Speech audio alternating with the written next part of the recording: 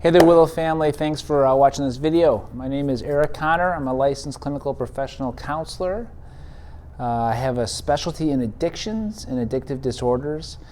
And I wanted to record a video for everyone here today to answer a question or a comment that I get a lot from either clients or colleagues or even friends. And the thing that's asked or that's pondered is, what's the difference between something that's more of like an addiction or really on the way to becoming an addiction versus just kind of a bad habit, something that, you know, I should probably stop, but it's not like an addiction per se.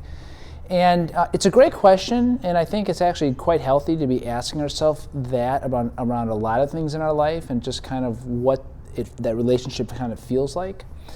Of course, you can go online and there's lots of assessments and surveys, and they'll ask about, you know, your use of substances or duration of behaviors, things like that, consequences, does it impact your life, and those are all helpful too.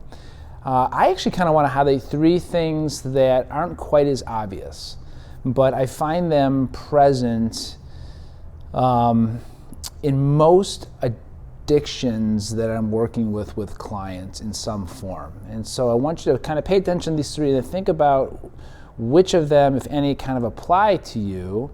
And then if so, then you can maybe think about some next steps around that. So the first item is, how much are you thinking about the particular action or the substance? So people that struggle with food, which is actually like a quite strong and difficult type of addiction, but you know, food addiction, that's not my struggle. So if I'm going out to dinner, maybe there's dessert, maybe there's not. When I go home, maybe there's ice cream, maybe there's not. Kind of like if it's there, great. If it's not, I'm not thinking about it. But if you have a little more of a dependency, say on sugar, or something's established there, you are thinking about that beforehand.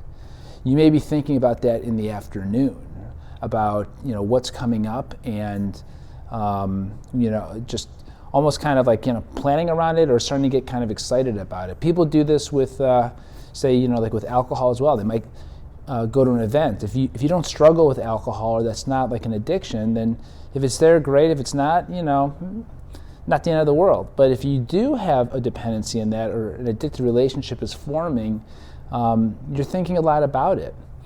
In fact, you know, people that might get used to saying, you know, using their drug of choice at night, oftentimes they'll say they start thinking about it well into the day before they're going home. They might have like a tough meeting around noon, and then all of a sudden, like, the thought comes about, I get to go home and get to kind of be with like my alcohol or be with my food or whatever that struggle is. And there's like an obsessional component about it. So it's important to understand that addiction also has a very serious thinking component, an obsessional thinking component. And if you're recognizing that around this thing you're thinking about, we need to pay attention to that. The second thing is that we almost start to form a relationship with the object or the behavior.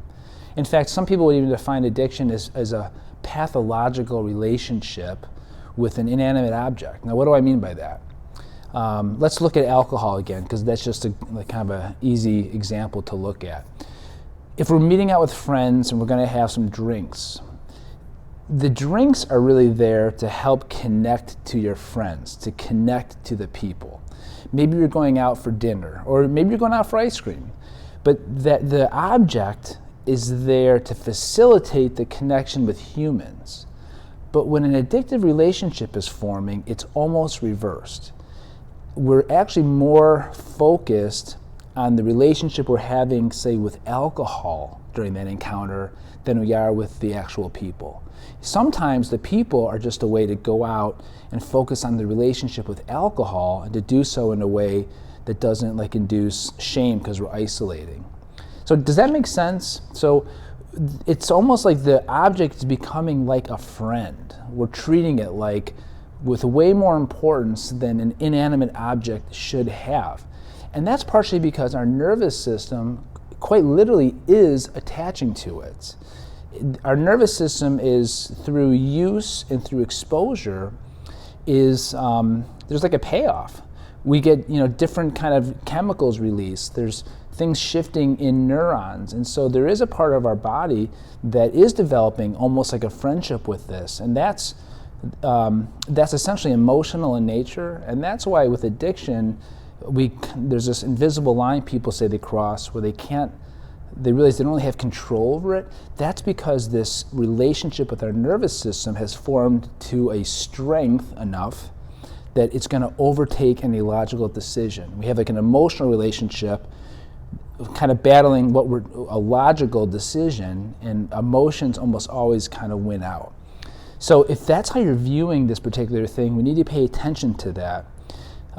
Addiction is not necessarily just like you are, you aren't. There's kind of a spectrum. And my belief is that you aren't automatically addicted at day one, but as it goes on and then the use continues, then all of a sudden there's this invisible line where we've kind of changed and altered our nervous system enough around it that we now would be classified as having more of like a clinically described addictive disorder.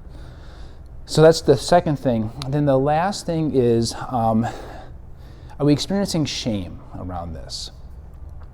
Now, there's, like I said, that for me in particular, food might not be like my main struggle. So if I overeat or if I am not healthy, I might experience guilt. But probably not shame, because I know that if I'm just careful, I can do better the next time. But when something's forming that has a strength to it, when something's forming and we're not sure we have total control over it to change it, then that translates to more of a shame response internally, because we're feeling a little less than. We're feeling not in control of the situation. We're maybe even a little bit scared about what's happening. So it's not quite an innocent thing, and usually the response we have to that is like, there's something wrong with me, and all of that falls under the umbrella of shame. The other thing too is that a lot of times when there's an addictive relationship forming, we might do it alone. We might do it in isolation. And anything that we're doing that feels not totally in line with who we want to be, and it's secretive and it's isolating, that also will experience shame. So is shame something you're feeling about this?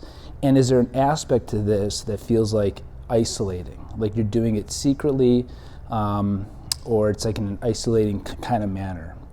So those are three things to be thinking about, and if any of those are happening, it doesn't mean that this is definitely in the addiction realm, but it does mean we have to pay attention. We have to have kind of eyes wide open, and if any of these things seem like they are happening, the best next step is to try to talk with someone to just explore it more, kind of get it out there to be looked at more fully.